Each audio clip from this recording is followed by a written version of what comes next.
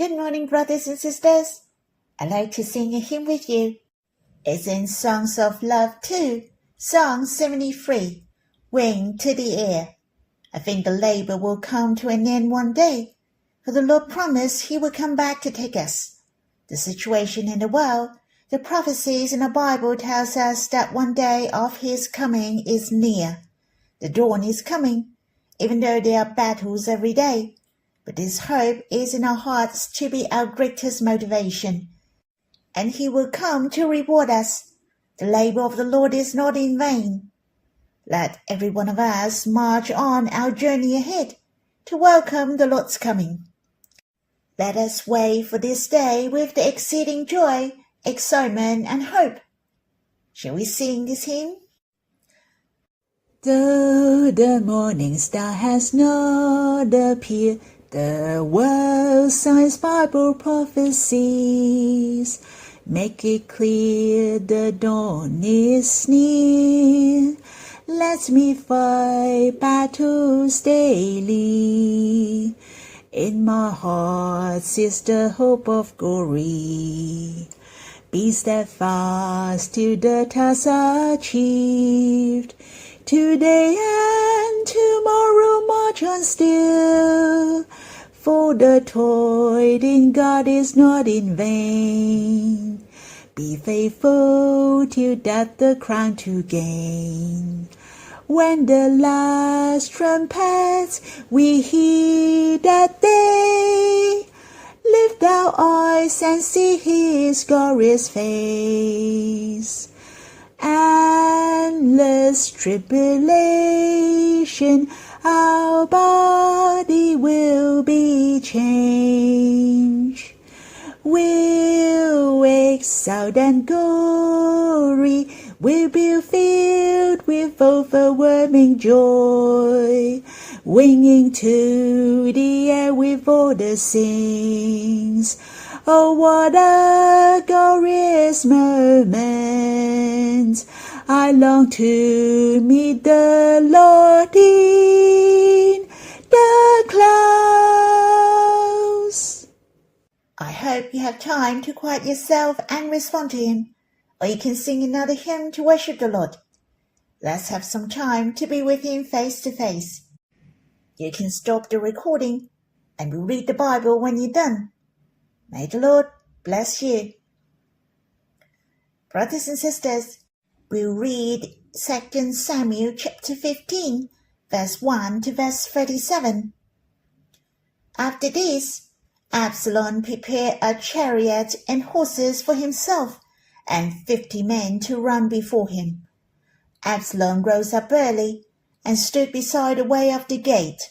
When any man had a suit which should come to the king for judgment, then Absalom called to him and said, What city are you from? He said, Your servant is one of the tribes of Israel. Absalom said to him, Behold, your matters are good and right, but there is no man deputies by the king to hear you. Absalom said, moreover, Oh, that I were made judge in land, that every man who has any suit or cause might come to me, and I would do him justice. It was so, that when any man came near to bow down to him, he stretched out his hand, took hold of him, and kissed him. Absalom did this sort of thing to all Israel who came to the king for judgment. So Absalom stirred the hearts of the men of Israel. At the end of 40 years, Absalom said to the king, Please let me go and pay my vow, which I have vowed to the Lord in Hebron. For your servant vowed a vow while I stay at Geshur in Syria, saying, If the Lord shall indeed bring me again to Jerusalem, then I will serve the Lord. The king said to him, Go in peace. So he arose and went to Hebron. But Absalom sent spies throughout all the tribes of Israel, saying, As soon as you hear the sound of the trumpet, then you shall say, Absalom is king in Hebron. 200 men went with Absalom out of Jerusalem, who were invited, and went in their simplicity and they didn't know anything. Absalom sent for Ahithophel the Gileadite, David's counselor, from his city, even from Gilead, while he was offering the sacrifice. The conspiracy was strong, for the people increased continually with Absalom. A messenger came to David, saying, "The hearts of the men of Israel are after Absalom." David said to all his servants who were with him at Jerusalem, "Arise, let's flee, or else none of us will escape from Absalom. Hurry to depart, lest he overtake us quickly and bring down evil on us, and strike the city with the edge of the sword." The king's servants said to the king, "Behold, your servants are ready to do whatever my lord the king chooses." The king went out, and all his household after him. The king left 10 women who were concubines to keep the house. The king went out, and all the people after him, and they stayed in Beth-mehach. All his servants passed on beside him, and all the Cherethites, and all the Perizzites, and all the Gittites. 600 men who came after him from Gath passed on before the king. Then the king said to Ittai the Gittite, "Why do you also go with us? Return and stay with the king, for you are a foreigner and also an exile. Return to your own place, whereas you came but yesterday. Should I today make you go up and down with us, since I go where I may? Return and take back your brothers. Mercy and truth be with you." Ittai answered the king and said, "As the Lord lives, and as my lord the king lives, surely in what place my lord the king is, whether for death or for life, your servant will be there also." David said to Ittai, "Go and pass over." Ittai the Gittite passed over, and all his men, and all the little ones who were with him. All the country wept with a loud voice, and all the people passed over. The king also himself passed over the brook Kidron, and all the people passed over towards the way of the wilderness. Behold, Zadok also came, and all the Levites with him, bearing the ark of the covenant of God. And they set down God's ark, and Abiathar went up until all the people finished passing out of the city. The king said to Zadok, "Carry God's ark back into the city. If I find favor in the Lord's eyes, he will bring me again, and show me both it and his habitation. But if he says, I have no delight in you, behold, here I am. Let him do to me as seems good to him." The king said also to Zadok the priest, "Aren't you a seer? Return into the city in peace, and your 2 sons with you, Ahimaaz your son, and Jonathan the son of Abiathar. Behold, I will stay at the floods of the wilderness until word comes from you to inform me." Zadok therefore and Abiathar carried God's ark to Jerusalem again, and they stayed there. David went up by the ascent of the Mount of Olives, and wept as he went up, and he had his head covered and went barefoot. All the people who were with him each covered his head, and they went up, weeping as they went up. Someone told David, saying, "Ahithophel is amongst the conspirators with Absalom." David said, "Lord, please turn the counsel of Ahithophel into foolishness." When David had come to the top, where God was worshipped, behold, Hushai the Archite came to meet him with his tunic torn and earth on his head. David said to him, "If you pass on with me, then you'll be a burden to me. But if you return to the city and tell Absalom, I will be your servant, O king. As I have been your father's servant in time past, so I will now be your servant. Then will you defeat for me the counsel of Ahithophel. Don't you have Zadok and Abiathar the priest there with you? Therefore, whatever you hear out of the king's house, tell it to Zadok and Abiathar the priests. Behold, they have there with them their 2 sons, Ahimaaz, Zadok's son, and Jonathan, Abiathar's son. Send to me everything that you shall hear by them. So Hushai, David's friend, came into the city, and Absalom came into Jerusalem. It is estimated that Absalom, David's son, had deliberately planned for the throne long ago, for his extraordinary charisma, strategy, and bravery. His father David, however, was increasingly incompetent. He failed in managing both household affairs and political matters. Perhaps Absalom recognized his father's mismanagement during the killing of Amnon, feeling his resentment and expanding his determination to rebel.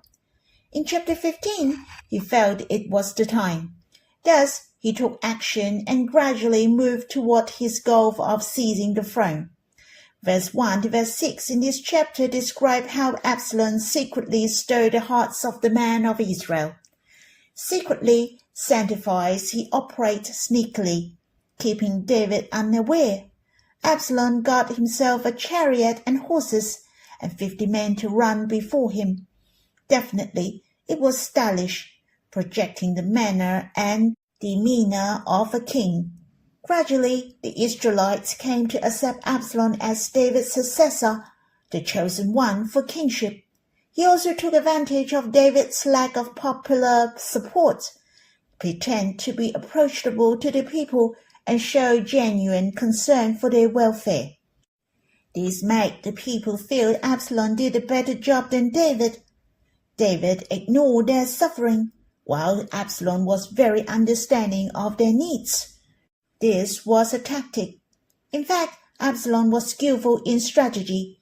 He mastered the art of discerning people's hearts, understanding what the Israelites wanted from their king, the qualities a leader should possess that we should also learn.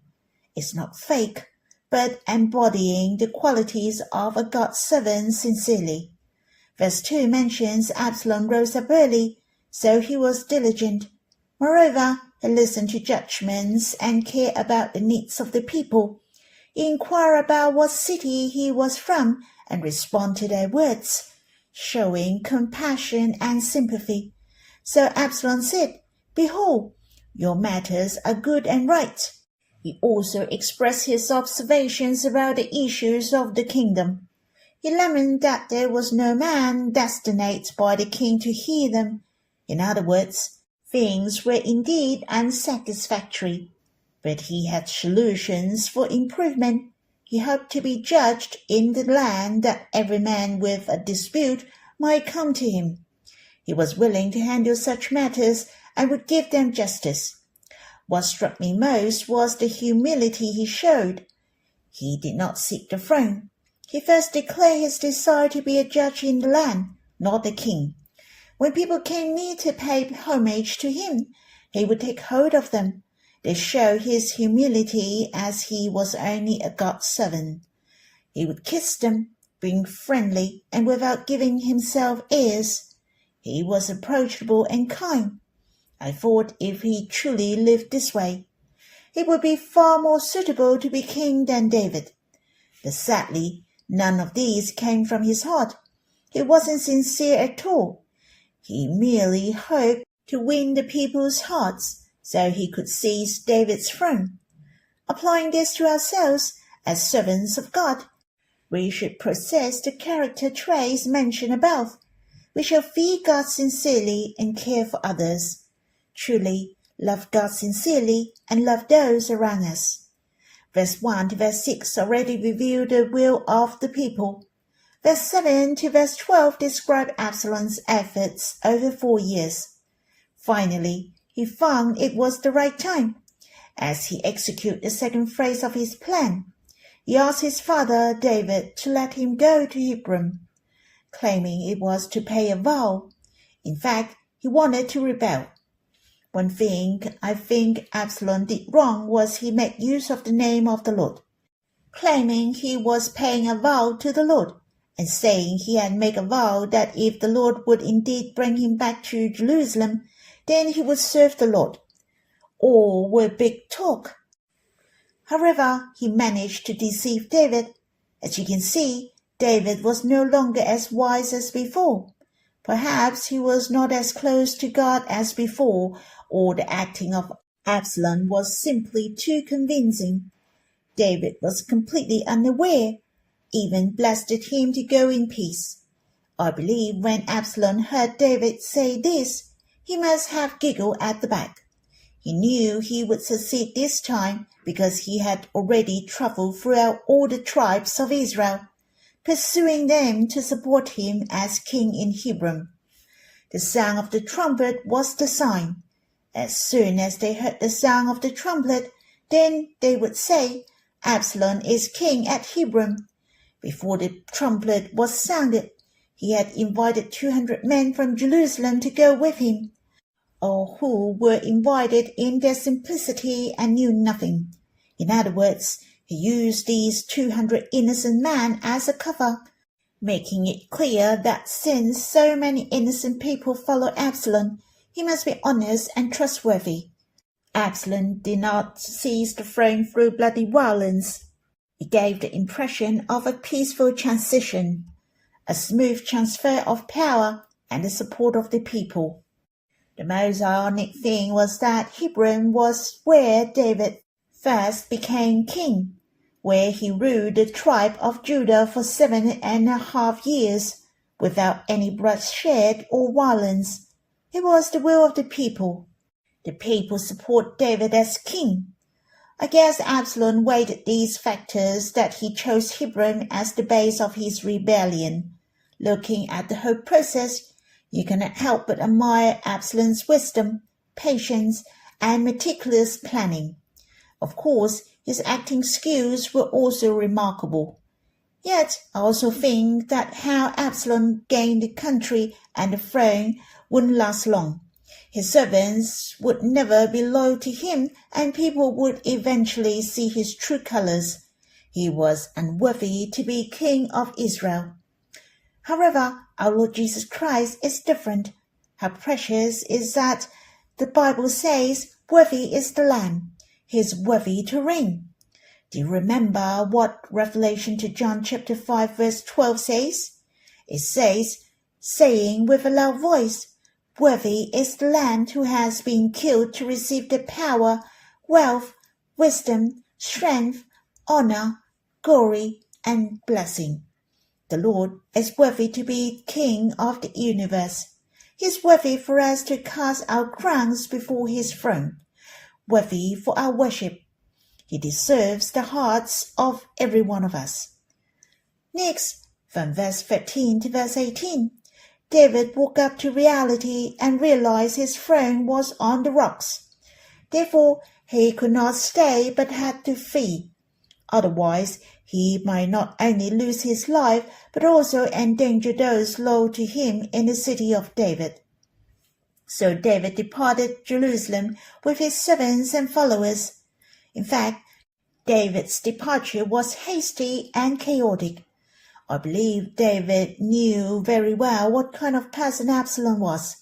Therefore, he had no choice but to leave. Yet it was truly precious. A friend in need is a friend indeed. When David decided to flee, many of his servants expressed their willingness to obey the king's decision. They were truly loyal. They pledged to follow him to death. It showed a deep affection for David. What I particularly treasure in this chapter are verse 19 to verse 22. It was a very touching story. It specifically mentioned a man who followed David named Ittai. You may not have heard of him. In fact, he was a nobody in the Bible. However, he deeply moved our hearts. How I envy David for having so many people so loyal and kind to him. And Ittai was rather special, for he was a Gittite among the followers of David. Hence, he was a Gentile. David even advised him, "Why do you also go with us? Return and stay with the king, for you are a foreigner and also an exile. Return to your own place, whereas you came but yesterday. Should I today make you go up and down with us?" I was deeply touched by two things. First of all, the words of David. He didn't want to burden this newcomer. Perhaps he had not been with David for long. He could have changed his mind. He could have turned back and avoided the risks and wandering life with them. And from the speech of David, Ittai wasn't alone. He had brothers with him, or perhaps his family. I was deeply moved, and I treasure David's understanding of Ittai and his compassion for Ittai's dilemma. He showed great kindness and mercy.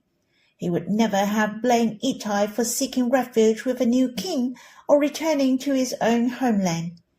I sensed David greatly admired, valued, and trusted Ittai. Secondly, I was deeply touched by Ittai's response after hearing David's words. His declaration astonished me. Verse 21 says, "As the Lord lives, and as my lord the king lives, surely in what place my lord the king is, whether for death and for life, your servant will be there also." Firstly, it was the sincerity of Ittai. He swore by the living Lord who demonstrated his knowledge of God. His words show that he believed in the God of Israel and followed him. He didn't believe in the gods of the Philistines. His heart was set on God. Moreover, he said he would follow David wherever he was. Surely it was a precious act of following, a precious decision. He was willing to follow regardless of suffering and facing death. It was not a small matter for a Gentile to show such a vow to follow David to death. The cost was immense. He might not have gained the recognition by the Israelite later on, as he was a Gentile. This proves his heart in following David was completely pure. This passage reminds me of another one who was also a Gentile. Likewise, pledged unwavering loyalty. Can you guess who I'm thinking of? That's right, it's Ruth. There was a woman named Naomi in the New Testament. Her husband had died, and so were her two sons in a foreign land. He was left with her two daughters-in-law, so Naomi sent them back to their own homes, in order they wouldn't have to suffer with her. It was like David sending Ittai away, not to follow him, and Naomi's elder daughter-in-law left her with great reluctance. Of course, Naomi didn't blame her. However, her younger daughter-in-law, Ruth, refused to leave Naomi. No matter what Naomi said, the heart of Ruth remained steadfast. You can refer to Ruth chapter 1, specifically her determination in verse 16 and verse 17. I believe her determination stemmed from her knowledge of God, not the consideration of her own future. Her speech was very similar to Ittai's. Ruth declared, "For where you go, I will go, and where you stay, I will stay." Ittai said the same to David. "Surely in what place my lord the king is, your servant will be there also." Moreover, Ruth declared, "Where you die, I will die, and there will I be buried. May the Lord do so to me, and more also, if anything but death parts me from you." This was just the same as Ittai meant. In short, till death do us part. Truly, it was very touching, and God will not forget those who stand by him until the end. I believe when Ruth decided to follow Naomi, she never imagined her ending would become the great-grandmother of David. Her name was also written in the genealogy of Jesus Christ. Unexpectedly, a foreign woman became an ancestor of the Lord Jesus in flesh. And of course, Ittai never imagined his name would be written in the Bible, be read and be remembered eternally.